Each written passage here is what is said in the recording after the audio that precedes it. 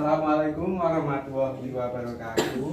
Waalaikumsalam warahmatullahi wabarakatuh. Selamat pagi semuanya. Pagi Pak. Bagaimana kabar kalian hari ini? Alhamdulillah baik.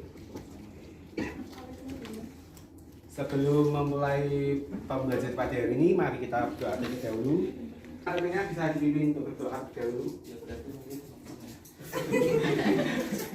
Ya, sebelum memulai pembelajaran pada pagi hari ini, berdoa terlebih dahulu ya, berdoa menurut agama masing-masing.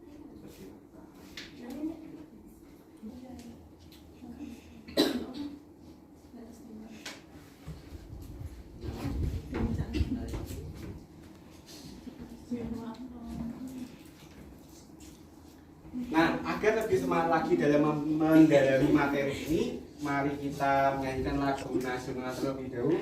Lagu nasional terlebih dahulu yaitu lagu Bangun Pemudi-Pemuda. Silakan Mbak Sumiati bisa dipimpin temannya.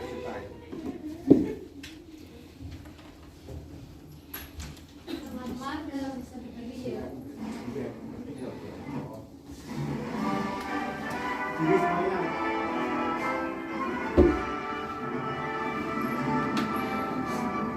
Bangun pemudi-pemuda Indonesia, mengambil sisihkan untuk tegakkan masa yang akan datang, kewajiban mula menjadi tanggunganmu terhadap Nusa,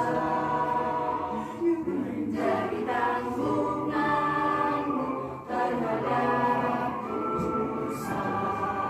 Coba akan menjelaskan tujuan pembelajaran pada hari ini. Yang pertama, menerima secara positif atas peristiwa nilai semangat Sumpah Pemuda tahun 1928 dalam bingkai Bhinneka Tunggal Ika. Yang kedua, menerima secara positif nilai semangat Sumpah Pemuda tahun 1928 dalam bingkai Bhinneka Tunggal Ika sebagai anugerah dari Tuhan Yang Maha Esa. Yang ketiga, menunjukkan perilaku tenggang rasa di masyarakat sebagai nilai dan semangat Sumpah Pemuda 1928 dalam bingkai Bhinneka Tunggal Ika.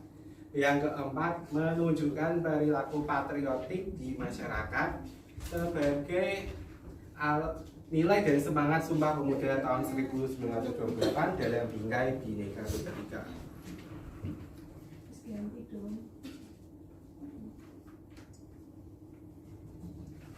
Kita akan memasuki materi selanjutnya, yaitu nilai semangat Sumpah Pemuda masa sekarang.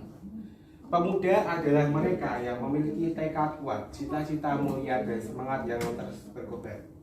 Pemuda adalah mereka yang akan melakukan perubahan, baik dari perubahan diri, perubahan keluarga, masyarakat, bangsa, negara, ataupun agama. Pemuda adalah generasi penerus, generasi pengganti, generasi pembaharu pendahulu mereka yang terdahulu. Pemuda adalah tonggak perubahan dari suatu bangsa.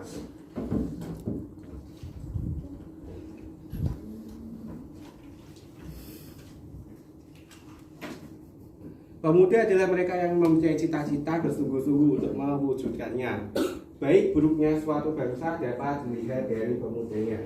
Menurut pasal 1 ayat 1 nomor 40 tahun 2009 tentang kepemudaan, pemuda adalah warga negara Indonesia yang sedang memasuki periode kepemimpinan dan keseimbangan yang berusia 16 tahun sampai 30 tahun. Terjadinya Sumpah Pemuda pada tanggal 28 Oktober 1928 sendiri menunjukkan bahwa pemuda Indonesia memiliki hal-hal berikut.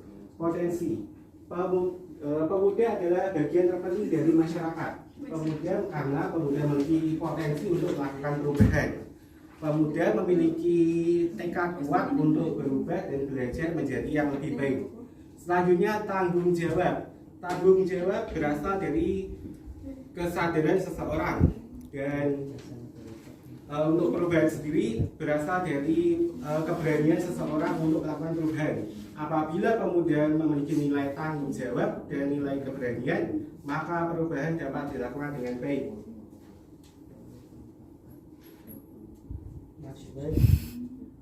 Bisa dijelaskan hak itu apa? Hak itu sesuatu yang melekat pada diri manusia. Sesuatu yang melekat pada diri manusia. Hak adalah sesuatu yang melekat dalam diri manusia. Seorang pemuda memiliki haknya masing-masing. Hak itu berjalan diiringi dengan kewajiban. Apabila kita menuntut hak tanpa kewajibannya kita kesampingkan, maka itu tidak baik. Selanjutnya yaitu karakter. Pemuda yang mencoba perubahan memiliki karakter yang berani, percaya diri, kreatif, inovatif, dan mempunyai rasa tanggung jawab. Selanjutnya aktualisasi diri. Aktualisasi diri adalah ketepatan seorang pemuda untuk menempatkan dirinya sesuai dengan kemampuan yang dimiliki. Cita-cita. Seorang pemuda haruslah memiliki cita-cita yang kuat. Cita-citalah yang mendorong pemuda tersebut agar meraih masa depan yang lebih cerah dan baik. Janganlah takut untuk bermimpi, karena mimpi, takutlah jika tidak memiliki mimpi.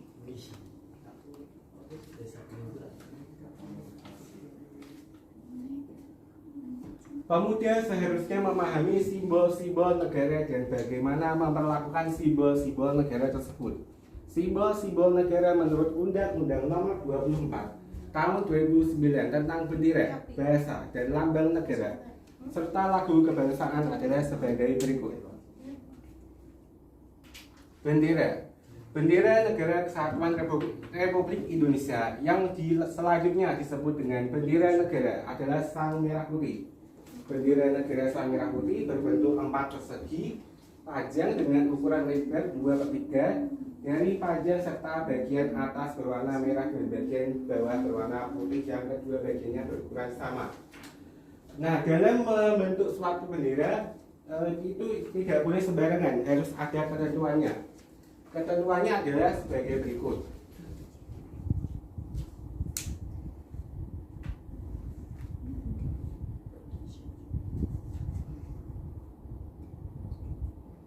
Nah, untuk bendera sendiri tidak boleh sembarangan, ada ketentuan. Ketentuan ukuran bendera adalah sebagai berikut. Yang ke 1, 200 cm kali 300 cm untuk penggunaan di lapangan Istana Kepresidenan. Yang kedua, 120 cm kali 180 cm untuk penggunaan di lapangan umum, seperti di lapangan sekolahan, lapangan yang ada di Simalungun, contohnya lapangan Sipak 5 itu ukurannya 120 cm kali 180 cm.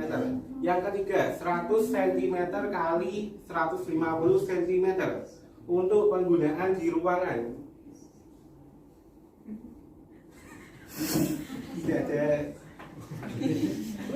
Yang keempat, 36 cm kali 54 cm untuk penggunaan di mobil presiden dan wakil presiden atau mobil pejabat dinas lainnya. Yang kelima, 30 cm kali 45 cm untuk penggunaan di mobil pejabat negara. Yang keenam, 20 cm kali 30 cm untuk penggunaan di kendaraan umum. Yang ketujuh, 100 cm kali 150 cm untuk penggunaan di kapal. Yang kedelapan, 100 cm kali 150 cm untuk penggunaan di kereta api. Yang ke-9, 30 cm kali 45 cm untuk penggunaan di pesawat udara. Dan untuk di meja, 10 cm kali 15 cm. Bendera negara, terutama bendera negara Indonesia itu dikibarkan pertama kali di mana? Di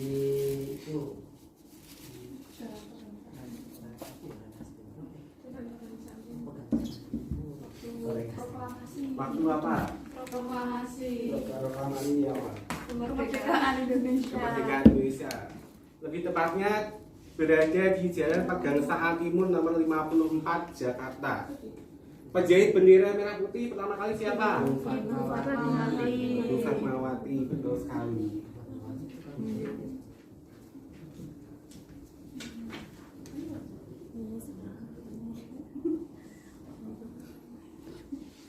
Bendera merah putih wajib dikibarkan saat hari peringatan Hari Kemerdekaan Republik Indonesia. Bendera merah putih wajib dikibarkan oleh semua warga negara Indonesia, baik itu di rumah, gedung, atau yang berada di wilayah NKRI, dan untuk warga negara Indonesia yang berada di luar negeri dengan mengibarkannya di kantor Kedutaan Besar Republik Indonesia. Setiap orang dilarang untuk merobek, membakar, terus menodai atau merusak bendera karena itu merupakan kehormatan suatu bangsa. Setiap orang di bendera tidak boleh digunakan untuk membungkus Gorengan. terus sebagai langit-langit sebagai atap rumah karena itu merupakan kehormatan bangsa. Bendera tidak boleh dicoret-coret, ditulisi ataupun dan lain sebagainya. Bendera harus dijaga kehormatannya karena bendera merupakan simbol dari bangsa Indonesia.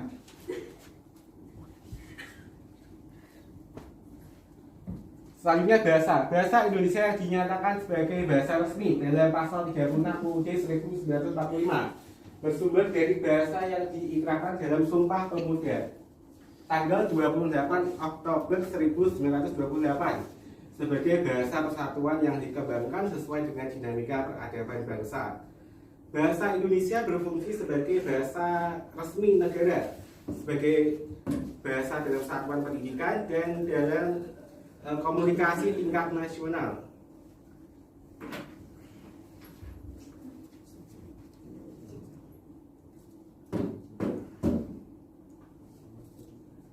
Selanjutnya lambang negara. Lambang negara Kesatuan Republik Indonesia berbentuk Garuda Pancasila yang kepalanya menoleh lurus ke kanan dan memiliki perisai. Perisai ini diibaratkan sebagai jantung dari Garuda Pancasila. Apabila tidak memiliki perisai maka Garuda ini tidak bisa hidup, apabila tidak memiliki jantung maka Garuda tidak akan hidup.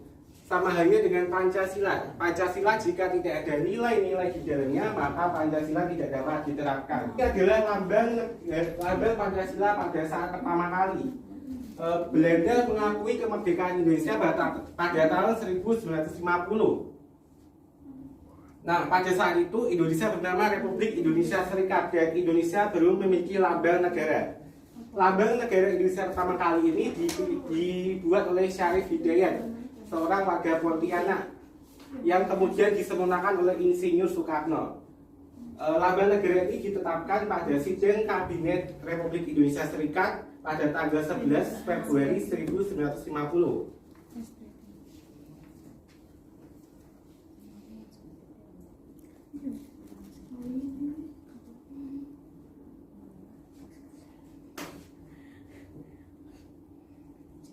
Nah, ini lambang negara Indonesia Pancasila pada saat ini. Pada perisai sebagaimana dimaksud dalam pasal 46 terdapat 5 buah ruang yang mewujudkan dasar Pancasila. Lambang negara menggunakan warna pokok yang terdiri atas satu warna merah di bagian kiri dan kiri atas dan kanan bawah perisai. Yang kedua warna putih bagian kanan atas dan kiri bawah perisai. Yang ketiga warna kuning emas untuk seluruh burung Garuda. Yang keempat warna hitam di tengah-tengah perisai yang membentuk jantung. Yang kelima warna alam untuk seluruh lambang Pancasila. Lambang negara Pancasila sendiri memiliki setiap sayapnya memiliki 17 bulu baik kanan maupun kiri. Untuk ekornya memiliki 8 bulu, yang pangkal ekor memiliki 19 dan pangkal leher memiliki 45. Dan mencengkram tulisan pita bertuliskan Bhinneka Tunggal Ika, yang artinya apa anak-anak Bhinneka Tunggal Ika? berbeda-beda tapi Ya, betul sekali.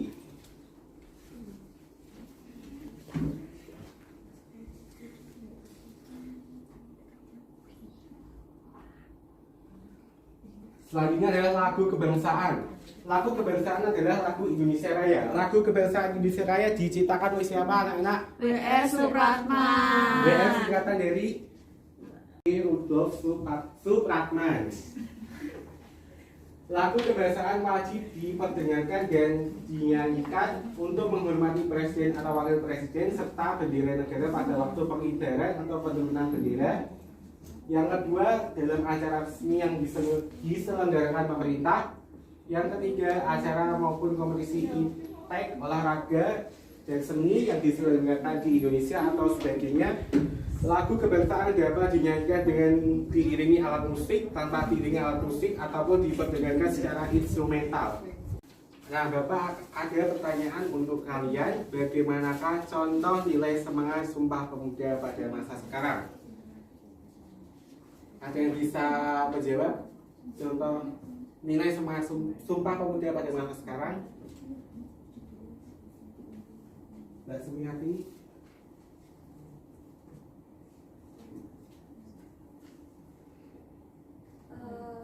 Contoh nilai Sumpah Pemuda pada masa sekarang yakni kita bangga dan setia terhadap bangsa dan negara Indonesia. Ada lagi Mbak Sumiati? Menggunakan bahasa Indonesia dalam kehidupan sehari-hari dan menggunakan produk buatan Indonesia. Ya, betul sekali. Terima kasih Mbak Sumiati.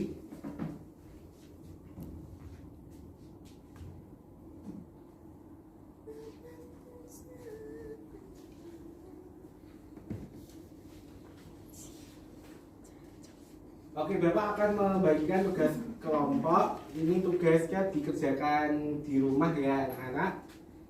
Ini Bapak akan bagikan KPD-nya. Nanti dikerjakan di rumah bersama kelompok kalian. Ini untuk kelompok 1, kelompok 2, dan kelompok 3.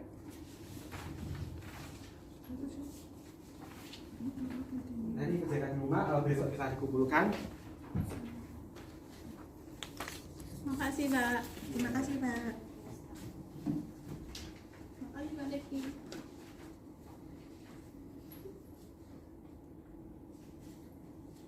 Evaluasi untuk pembelajaran hari ini adalah setelah mempelajari dan memaknai materi nilai semangat Sumpah Pemuda pada masa sekarang, coba renungkan apa yang sudah kamu pelajari, apa manfaat mempelajari materi tersebut, apa perubahan sikap yang kamu lakukan.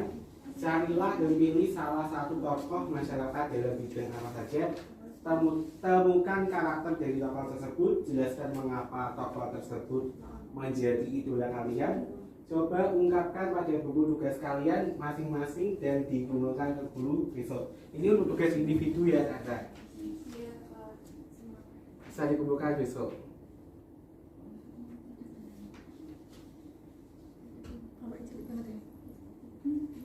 Untuk kesimpulan, siapa yang bisa menyimpulkan untuk pembelajaran hari ini?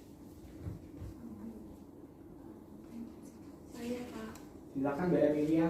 Kesimpulan pada pembelajaran hari ini adalah nilai semangat Sumpah Pemuda pada masa sekarang itu sangat diperlukan atau sangat penting diterapkan dalam kehidupan sehari-hari. Hal ini karena bangsa Indonesia memiliki penduduk yang beraneka ragam. Nah, keanekaragaman tersebut itu seperti agama, suku, ras, budaya, dan lain-lain. Nah, nilai-nilai luhur yang terkandung dalam Sumpah Pemuda adalah cinta bangsa dan tanah air, persatuan, sikap rela berkorban, dan lebih mengutamakan kepentingan bangsa, dan dapat menerima dan menghargai perbedaan, semangat perjuangan, dan serta meningkatkan semangat gotong royong atau kerjasama. Ya, terima kasih Mbak Emilia telah menyimpulkan materi pembelajaran pada hari ini. Terima kasih atas perhatiannya. Untuk minggu depan kita akan mempelajari tentang komitmen, mempelajari tentang bab 6 tentang komitmen kebangsaan. Terima kasih. Untuk mengakhiri pembelajaran hari ini, mari kita berdoa terlebih dahulu. Doa dimulai. Doa selesai. Sekian untuk pembelajaran hari ini. Assalamualaikum warahmatullahi wabarakatuh. Waalaikumsalam.